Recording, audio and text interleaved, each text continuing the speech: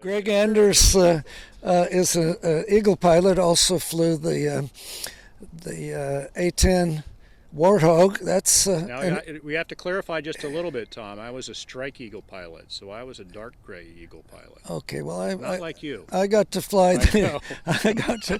That's why I'm clarifying. Okay. Well, that's okay. That's a good one.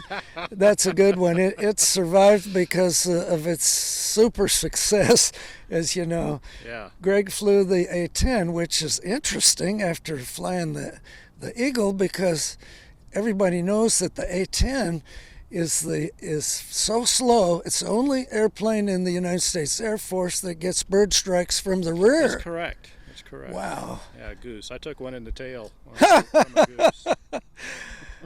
Oh, I got a kill. I got an air-to-air kill in the Skyraider up at Kavanaugh. My first air-to-air kill, only one. Yeah. We're up doing aerobatics up north of the museum. They're running around up and down. It's a different airplane when you don't have 115, 145 fuel. Yeah, anyway, I figured it out. Fell out of a loop until I figured that out. And coming back, and here's two giant buzzards there. One at 12 and well, actually two at 12 o'clock. And I know from flying the eastern flyways, a bird, a duck, whatever goes, they'll duck. Right. And they go down. Well, I ducked. Guess what? I ate one. I mean, he hit the cowl, and there was bird crap and blood, and so we couldn't see out the front very well at all. I've got it on video. And no, I've got it a picture, and the damn thing. I said, "Crap, engine's still running," and I didn't understand that because the bird. I didn't see the bird go by, but there's crap everywhere. He's in the intake, and I didn't understand why the engine was still running, because if that big bird went in the intake, then it would. There's one last screen in there. It would shut down the air like a big choke, but it wasn't happening. So anyway, we limped into another field and landed and called the guys up from Kavanaugh. And they took the cowling apart and said, "Oh yeah, it looks good. Come on, guys, I want to see the screen on that carburetor." Sure enough, all the way into the screen, there was some bird crap. Not enough to shut the engine down, but anyway, I have a picture of the claw of that big buzzard. It's almost as big as my hand. Wow. Almost as big as my hand. And one claw went under the, it hit the cowl and got underneath, right in front of the bulkhead, got under there, and the rest of him was hanging right there. But so we cut the claw off and took some pictures and what have you. But so that's my one and only air-to-air kill. I had MiGs all over me one time in North Vietnam on a search and rescue mission, but they didn't see us, and all I wanted to do was get my helicopter out of there. Yeah. A MiG 20, no, it would have been MiG-17s back then. We didn't see MiG-21s until my second tour. I flew F-4s out of Udon on the second tour. You ever get a chance to sit down with my dad, you can tell him your buzzard story, and he'll tell you his pelican story. Well, I took a short final. Tom's had a Seagull. I took an F-10 Seagull at Seymour Johnson Air Force Base, North Carolina, right in the engine. No, I didn't write. I took one. I took it at Seymour. I took a Heron down the intake. F-106 during the Cuban Missile Crisis up in northern Michigan went right in the scoop on takeoff. Boom! And the airplane started to shake, and I just left it in afterburner, came right up around and landed. And it got the blades, but it kept going. It's that J-75. We had a Pratt & Whitney 220, and we swallowed a Heron on takeoff, and it was the kid's first night sortie, so I'm in the back seat. And we shot flame out the front, probably about 200 yards, billows into this big mushroom. We go skating right through it, and the motor never kept running. It just was beautiful. So it was pretty funny. There's some hairy stories. Not at the time. So there we are. Well, you're famous for something now, Greg. What That's is right. it? What? Tell us A quick. blue heron? Yeah. Your museum is fabulous. We're at Yeah, the Heritage Heritage Flight Flight Museum here. Up at And, in Skagit Airport, and it was started by my dad, Bill Anders. So we're a flying museum. We're trying to tell the story of a couple of warbirds, and one of the ones we're trying to tell the story of is a Skyraider. So we're happy to have you up here. Hopefully, get some of your more of your war stories, and put them up on our wall, and try to tell some of those things about who flew them, and get a little more personal than just talking about engine size and payload and that kind of stuff. Right at the end of the war, there were 4 Skyraiders flown into Utapau. 3 A-1Hs and 1 A-1E. And I made a deal with Dave Talashay. Dave Talashay had to input with Air Commando 1 and the CIA, and he brought those airplanes back. Traded one to the Air Force Museum for the ownership to the other 3. Nice. And and they were at Long Beach. I've got pictures of the thing at Long Beach. The wings are off and the canopies are open and they're full of water and everything. I said, I want that airplane. It's one that I actually flew in combat. Oh, no kidding. So I thought, how cool would that be if I could be out on the warbird circuit and look at there. Look at now. There's If I was in my A-10, there I'd is the afraid formation flight. Look at that. Woo! That's the Vic. So Dave Talashay and Ed Juris brought these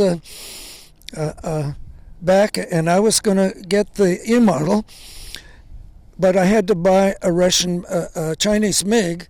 They were starting to release them, and that would be one of the first ones that didn't end up at Area 51 in northern Nevada, and it was $125,000. Well, hell, I'm right out of the Air Force, and I didn't know how I was going to raise $125,000. But by God, I'm going to figure it out.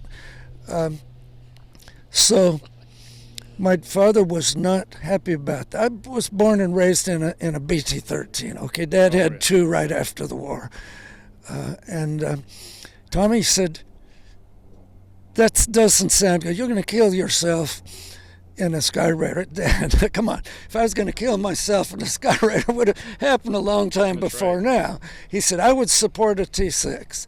And I said, okay, Dad, thanks, noted. And I called Dave Talashay. You know who Dave Talashay is? Sure, he has all of the 94th Aero Squadron restaurants. And said, okay, Dave, I can get the money now, and let's do the deal. Show me where the MiG is. And he said, okay, but you owe me $14,000 more. I said, for what? Well, now I've got to tow these airplanes over to from Long Beach to Chino. It's going to cost, and this was what, 1982, 83. It's going to cost $14,000, and you get to pay that. I said, no, that's not. No. Our deal is I don't know how I'm going to get 125. That's too much. I can't do it. He said, that's the deal. Take it or leave it. And I said, oh, and I walked. So anyway, we ended up with Tinker Toy, Harvard Mark II, and two national championships at Reno in the 86 class. Ken Dwelle, number 1 son, won a third one. Excellent. And then we traded that for the wreckage of a Sea Fury, which had crashed at Reno in 1990. And so I traded my world champion 86 for the wreckage of the Sea Fury, and we put it in paper bags and took it across the mountains, the Sierra Nevada mountains into Auburn. We live east of Sacramento, 35 miles, and over several years put it all back together. But it was a mess. I brought back more. It ground looped and ran off the runway and was filled of rocks and dirt and really beat the airplane up. So, after several years, Was we that got the it going two-seater, or is again. that an earlier one? That's the two-seater. Right. Yeah. So Mark 82. That's the white phosphorus bomb up there. The gray one in the Where? middle. Where? That one right in the middle there. Oh, 100-pound Willie Pete. Oh, good. Yeah, so that's the one that.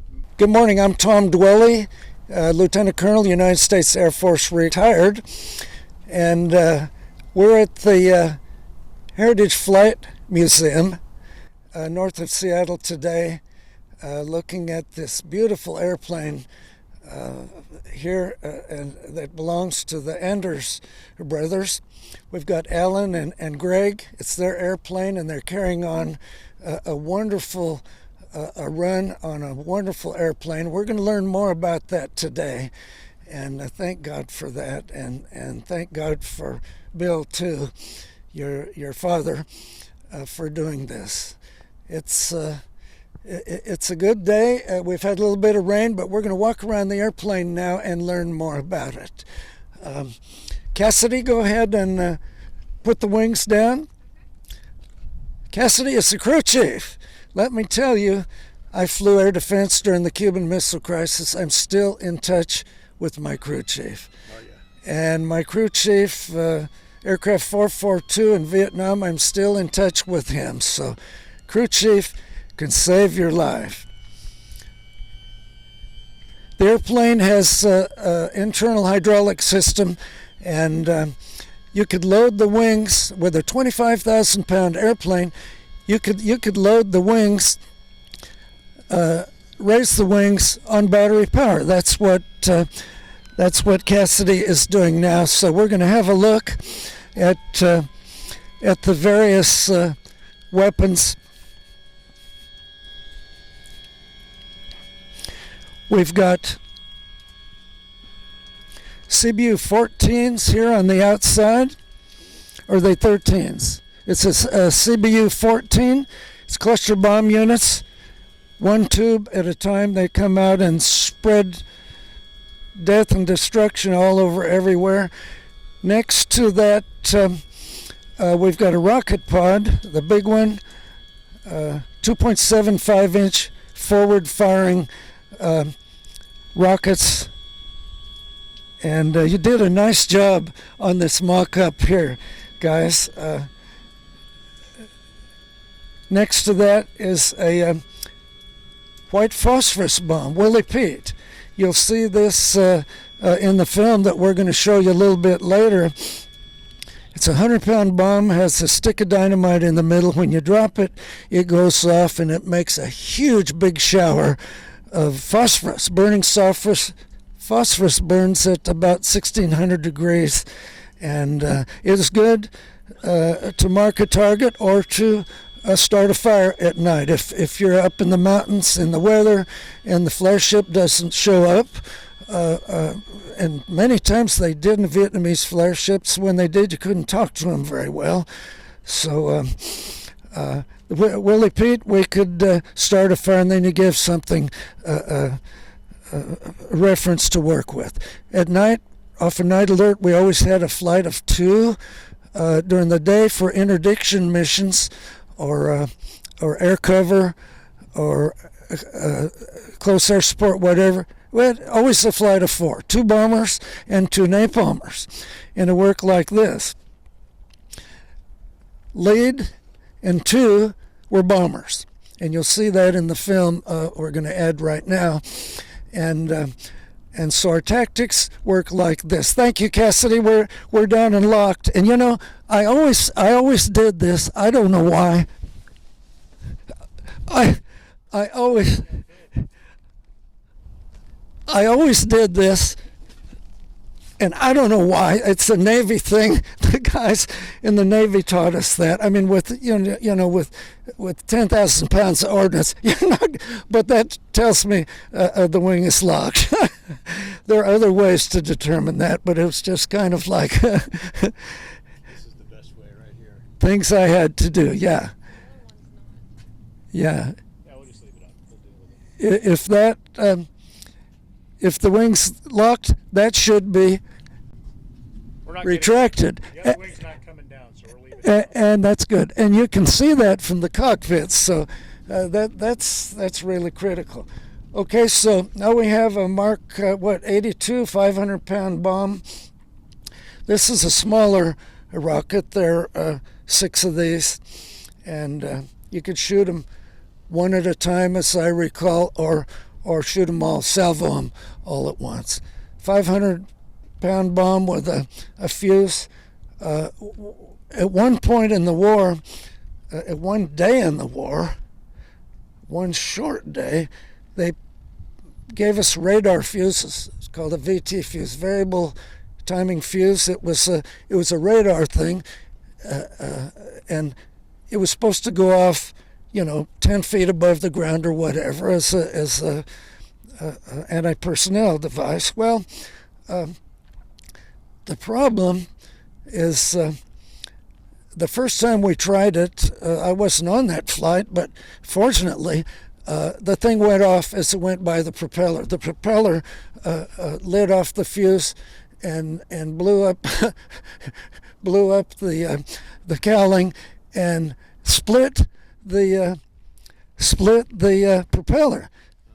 This is hollow, and the guy came back with a five-bladed propeller. So we had all kinds of interesting things like that could keep you entertained. This is a 20 millimeter cannon. That looks like the real deal. Where'd you get those? They're the real barrels. Wow. There are 4 of these. We had 800 rounds of 20 millimeter ammo, 20 Mike. Every 5th one was a tracer.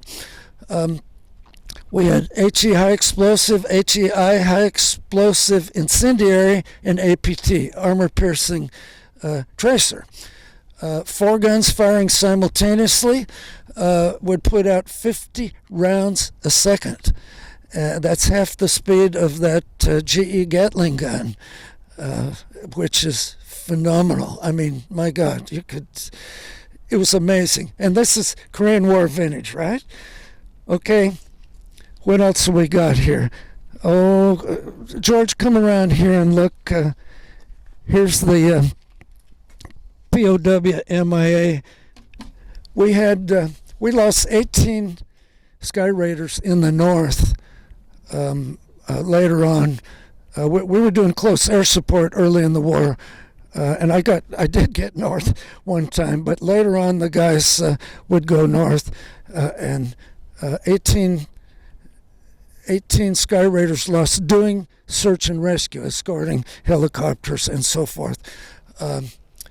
4 guys ended up in Hanoi. 1 died in captivity, and we got the other 3 back. R.I.P., buddy.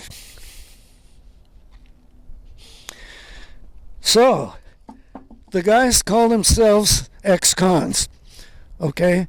From Hanoi, Ken Cordier, 6.5 years in Hanoi. John McCain, 5.5 years in Hanoi, while his father was Sink-Pack Fleet, whatever, the 4-star admiral in Hawaii. So the guys call themselves ex-cons, which is fun. Kenny and I get together every time we can. My point was they don't like this. You see the bowed head? They don't like that at all. They want to redo that flag, and I've got flag at my house and flag at the office, at the airport, and what have you. But this is a gun pod, a Gatling gun pod. It was a 7.62 minigun pod. We never had those. I mean, I don't know why you'd need that. Just make a lot of drag, where you could carry some napalm. There was a 20 millimeter gun pod. We didn't do that either. I mean, why would you? We had everything we needed right there. What else we got? Big engine. Wonderful engine. It's a Wright 3,350 cubic inch engine. That's huge. Twin rows of 9 cylinders. Okay. 18 cylinder, 36 spark plugs. I know I've changed them all a lot of times, haven't we, Greg? Cassidy? Oh Are you good? Are you good at changing spark plugs? Cassidy is the crew chief here. God bless you, sweetheart. She's a winner. I'm still in touch with my crew chief from the Cuban Missile Crisis, F-106, and my Skyraider crew chief from Vietnam. So it's a band of brothers. This thing puts out almost 3,000 horsepower with water injection. We took one of these engines. This is a dash 26WD, 3350-26WD, and it's supercharged. The blower wheel turns about 8 times crankshaft speed, something like that. We took a dash 94, a bigger engine with turbochargers, and took all the fancy monkey motion off and pumped that up to 4,400 horsepower on the Sea Fury. On the Sea Fury racing at Reno. I've seen the all-up Redline max was 425 knots, and I've seen 442 on the race during the race at Reno. Actually, down the pipe at Reno. So that's way over the red line. But that Hawker Sea Fury is wonderful. Different engine. Originally, they had 5-bladed prop, but this is Aero Products. 4-blade with special. This is a special propeller, different than what they had in Korea. This one has 2 extra square feet of trailing edge, and that gave us better climb capability, but not as fast. At Reno, we could pick up 4 or 5 more knots of speed racing at Reno by cutting this off, or indeed finding a propeller from the Korean War vintage, which were faster, a little bit faster. A wonderful engine. It brought me home a lot of times, subject to overboosting and underboosting. I had trouble one time following an airplane that a Vietnamese student had flown. We did some training there, and I didn't. We had torque meters, and I couldn't. We didn't have torque meters. Actually, they were not available once we got overseas, and had no way of really knowing how much the engine was putting out. This got a torque meter on it? It does not. You got to get one of those, man, because that'll tell you how much power you're putting out. And all through that, we were way off southern end of Kamau Peninsula, working on an island which the Kong had taken over. And I kept calling for lead. Could you give me 2 more, a couple of more inches? Give me a couple of more inches, and I wrote the thing up when I got back, and the jugs some of them had started to pull away from the case, and that was exciting. That's the closest I ever came to losing an engine. So that pretty much covers our weapons. We had 1,000-pounder. We had 1,000-pounders. And that was a lot of fun to drop those early in the morning. Let me point out there are 6 stubs, 6 Aero 14E racks. Each one is 500 pounds or 250 max.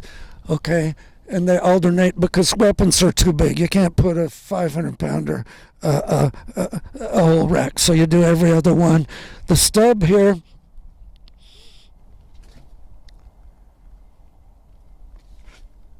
Where'd you get this? We need, huh? We need for Like an A-1E. we need a couple for our A-1E at McClellan Museum. I've been on that board off and on since 1983, and ours is a hack. I mean, it's terrible. 2,500 pounds here on the center line. Was the Navy built it for a big nuclear weapon, and that was, I recall, help me out, 3,500 pounds, I think. Can you imagine dropping a nuclear weapon on a Skyraider and trying to escape at 200 knots? No, that was a one-way deal. Okay, one more point I want to make, and that's daytime tactics. 2 bombers, 2 napalmers.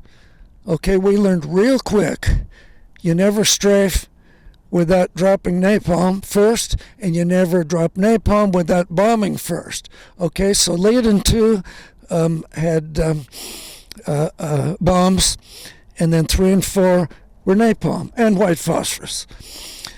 And so our tactics work like this. We go around the target and figure out who's what doing where, check for ground fire and what have you. Intelligence was usually pretty good, although I got some stories about massive failure of intelligence. And once we figured out what we wanted to do, if there was time to go around like an interdiction mission or something like that, you would have time. On a JC thing where troops are dying there, then you didn't often have time to do that. But we knew what to do. It's flying the same 4 guys all the time, Lead would come through this way, okay, and then, so lead's the most experienced flight lead. Number 3 is the second most experienced flight lead. It's classic what Greg and I found in the Air Force. And so we'd start a circle like this, round around the target. And so lead would come through, dropping a dive bomb, 30-degree dive bomb pass, and then number 3 with napalm would come through the opposite direction right now. As soon as the stuff hits the ground, boom, boom, boom, dropping napalm and white phosphorus going the other way. And then we'd come right around again, and then 2 would bomb, and then 4 would come the other way, okay? And so you do that. Now you're out of bombs and napalm. Now you can strafe. You got the target softened up, and you look and see possible threats. Now we can pick out individual targets and strafe. And we had all up. I think you could fire 15 seconds of fire. Do the math, 800 rounds, 200 per gun, and but you never did that because you burn up barrels. We never had trouble with our guns, never ever. In later years, boy, they just couldn't keep guns in. A runaway gun, you could deal with that because we had hydraulics. We could retract the breech with hydraulics. But so now then. You circle the target and get your battle damage assessment and head on home. If it was a real hot area, then here would come another flight of 4 Skyraiders during the day, or 2 off of night alert at night. Okay, I did 2 search and rescue missions. The first one was in July of 1965. The previous day was Black Friday. It was like the 26th or 27th of July 1965. We lost 5 F-105s in one day. Boom, boom. It got them all. And 2 guys killed, 2 captured, and 1 was rescued. Okay, and they punched us off early the next morning, flight of 4 without any warning. We flew up to Udon, Thailand from Bien Hoa, just north of Saigon. Flight of 4, John Larson and I, Oscar Mortar, and somebody else, Buck Arbuckle or somebody, don't recall. And we went up there and got turned around, and there was an F-101, our F-101 sitting on the ramp there that had taken a missile right up the butt, and he got it back. The ass end of the airplane was blown off, and it was sitting there, so we taxied in. I thought, oh boy, this is going to be exciting. And that was the first use of the SA-2, the guideline missiles, the Russian missiles. They were exciting. You know, they launched those things. That thing weighed 3,000 pounds and went Mach 3. And And well, that's another story. But they would. I don't know if you guys fought those at all, but they were still shooting them in 2003 in Iraq. So Yeah. I've seen several of them fly. Oh, really? Really? Yeah, they're The impressive. big white telephone pole. Well, what we did, they would come. They launch high and then come down, and I'll try to clean this up. And the call would be, "Screw me in the heart, take it down," and we go down, down, down, and get that thing committed. Then down, and then you pull up, and it would go off underneath you. Ken Corday will tell you a story. One got him, and he bailed, and the second one went off, and blew like that, and he fell right through the frag pattern and got all of it, got his eyebrows and everything, and then he captured it. It was captured and spent 6.5 years, I guess, of Ho Chi Minh. Amazing stories to tell. So we got going the next day. A Navy Crusader pilot jumped out, and we escorted a CIA helicopter in. This was real early. And we got our guy out, and again we had Crown was saying we didn't have time for proper briefing. During the brief, they punched us off. Go now, go into North Vietnam. We got a pilot down, and so we went up there right across Laos, and didn't know anything about Laos. They just said this is a free area. I didn't know about General Vang Pao and the Hmong there, but I thought, oh my God. They said that's a safe area. They didn't tell us you could land there, whatever. In fact, we did, but we got up and got our helicopter back safely. The MiGs never saw us, MiG 17s. And but boy, reminded me of the good old air days. I told Oscar Mortar to green them up. 0 mils on the gun sight. We had a very rudimentary gun sight. It's very World War II-ish, and the gun sight reticle. Green them up and 0 mils, and you keep my 6 clear. You keep my 6 clear, because if we get attacked, I'm going to tell you exactly what to do. You be damn sure I'm not. They don't sneak up behind us. Nothing's changed, right, Greg?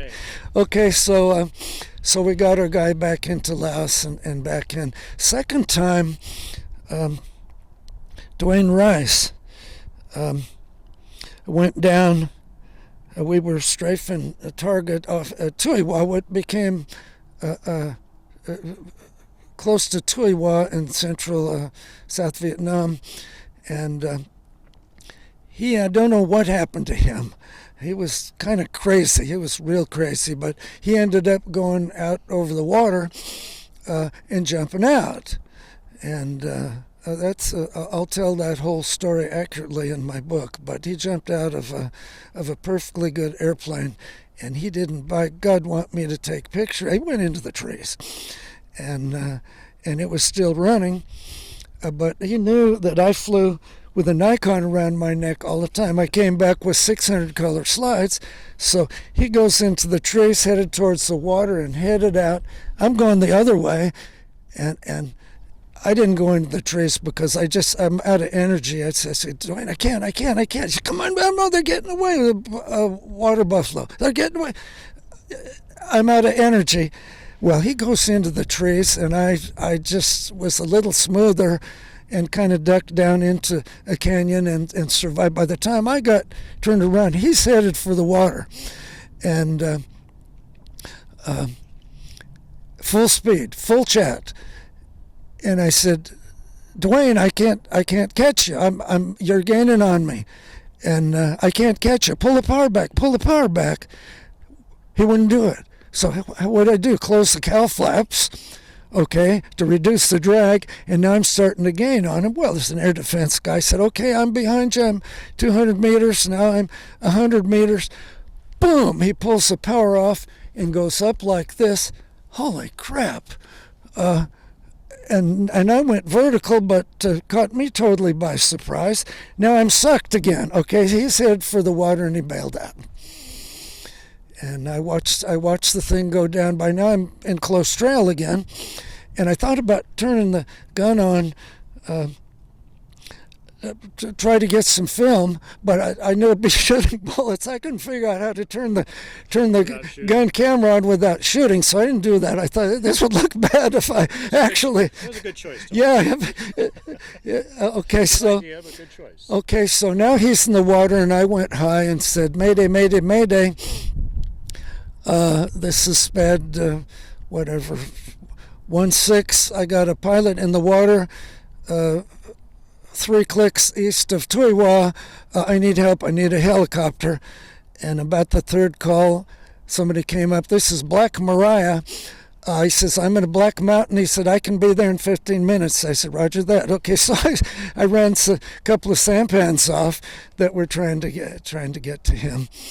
And so here comes the Huey, and he's in the collector. It was about 4-foot swells, and he's going up and down like that, and a wave went through his electronics bay or something down, and so I lost comm with him. So, and here's Dewey hanging on to the strut, and he's headed now for the beach.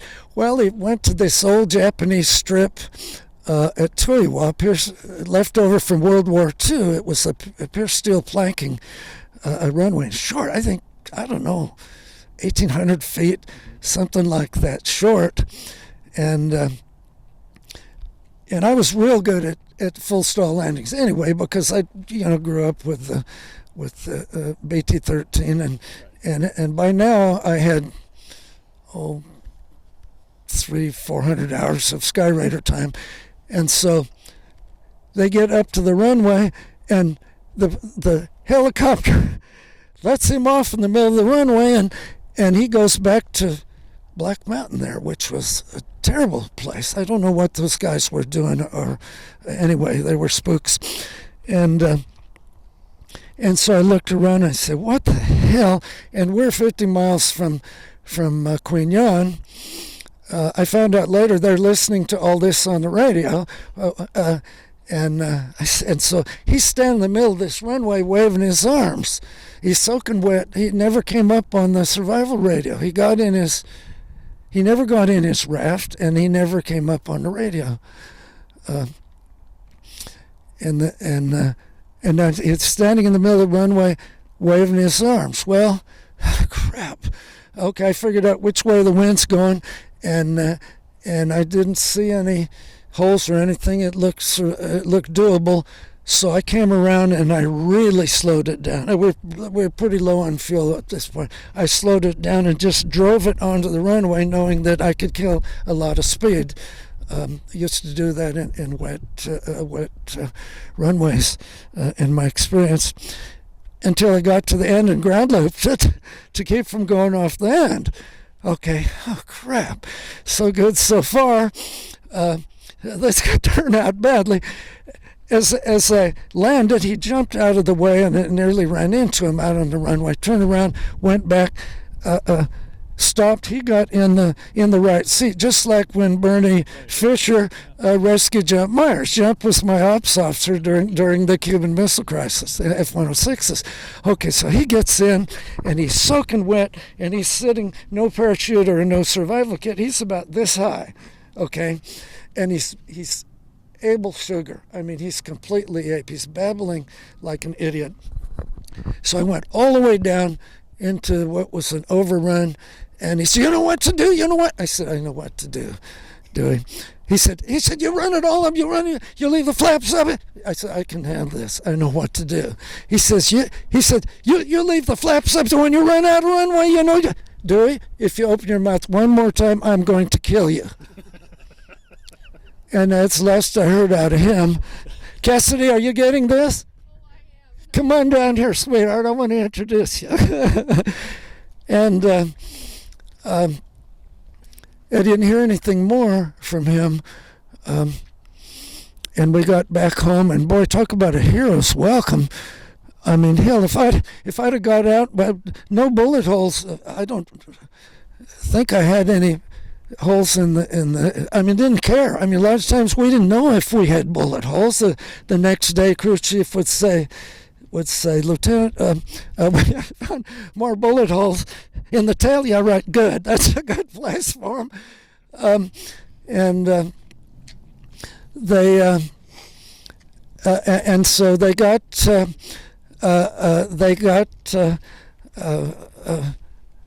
and it was hero's welcome. Everybody gathered around. There weren't, we had 4 airplanes and rocket cockers and fuel and everybody. And here's Dewey out on the wing, and he's jumping up and down. And I'm sitting there filling out the form, and I said, yeah, it's another day at the beach. Hell, if I'd have gotten out, taken my 38, put a couple of holes in the airplane, I could have got a Medal of Honor. And as it was, I didn't get any credit for that. I mean, it was just part of that mission, same mission number, and it was hum, and so I never thought it didn't count for an air medal or anything. That's fine, just like I wanted it. And he had a nervous breakdown and went home. Never saw him again. Really? Oh yeah, he's completely bananas. Why did he bail out again? Still don't know. He was embarrassed. Really? Yeah. He was embarrassed. He went into the trees. He was a Tackard killer, F-100 pilot. We fought. He didn't like me. We fought the whole time. He was a flight commander, and after every mission, if nobody was shot up, no obvious damage or no hung bombs, we go to 10,000 feet, 2v2, merge, and round and round and up and down. You'll see a picture in that board that I put. I got so I could fly combat with my niece and take pictures. You see, turning like that. And there's always some way you can find to entertain yourself when you're at war. Let's introduce Cassidy. This is our crew chief here. She said this is her airplane. Do you love it like we do? I do. I do. Tell us about it. Well, it is. This will be my second annual coming up on this aircraft, and it'll be my first solo, as I've just only recently taken over as the chief mechanic for the museum. But I will definitely say I have had my run-ins with this aircraft, and she likes to definitely put egg on my face. I came in as a much more of a hothead mechanic, thinking I can do this, I can handle it. And my mentor gave me the heads up initially, saying you might want to just give the Skyraider her respect. So when you open, we were getting ready to start the maintenance and open the cowling up, and now our cowling no longer has the armor plating in it. Thankfully for me, because I cannot imagine trying to open this thing up every annual with armor plating on it. But I went to open the cowling, and Hal gave me the heads up, get out from underneath it. And I said, no, I know what I'm doing. I can handle this. And as I opened it, it dumped about a gallon of oil all down the front of me. Oh, and her and I, we have an understanding, at least I thought.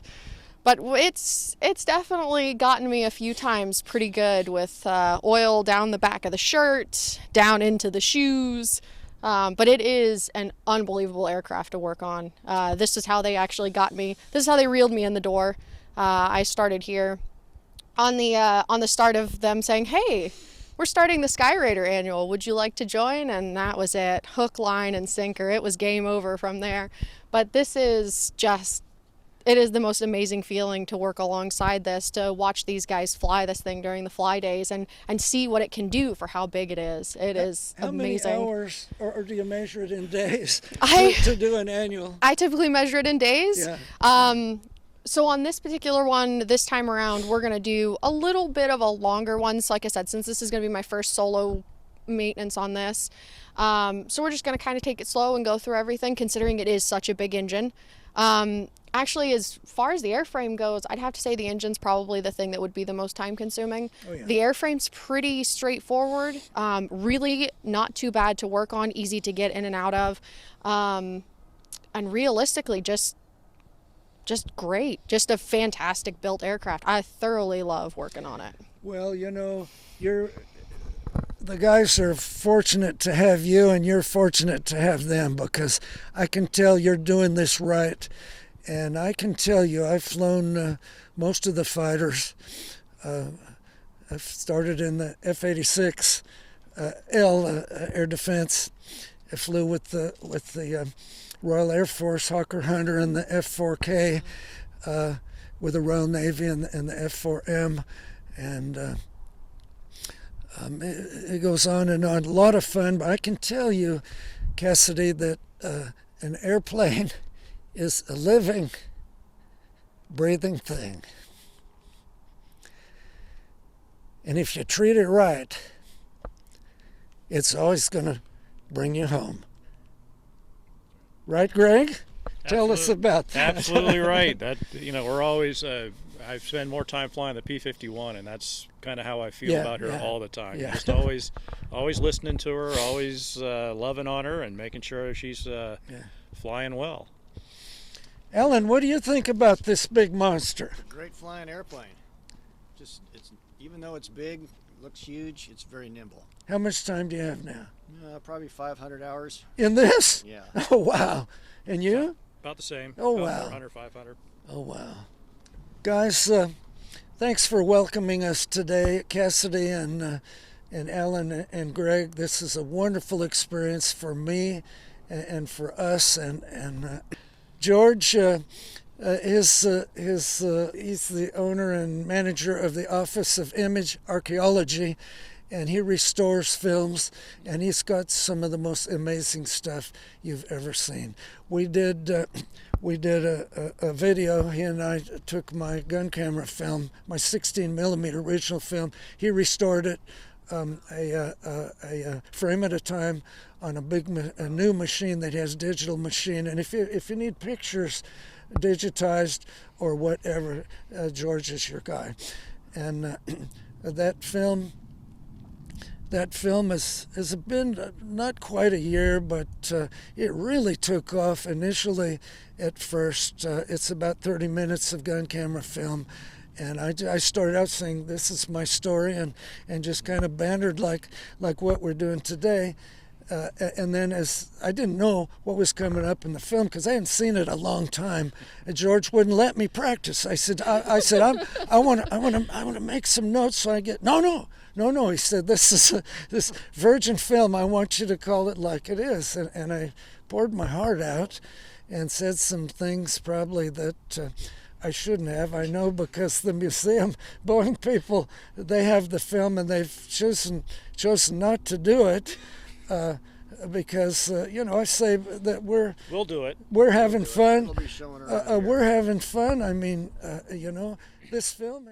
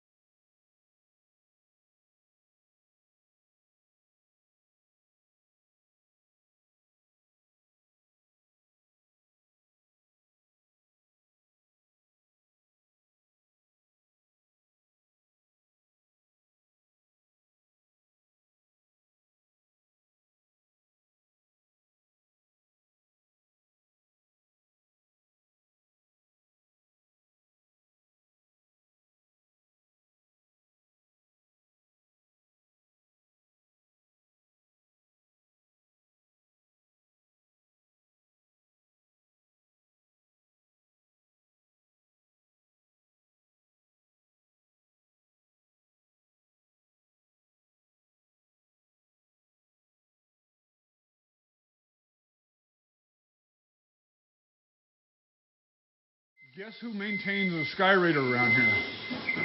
Cassidy. Cassidy, meet Tom Dwelle. Tom Dwelle, meet Cassidy.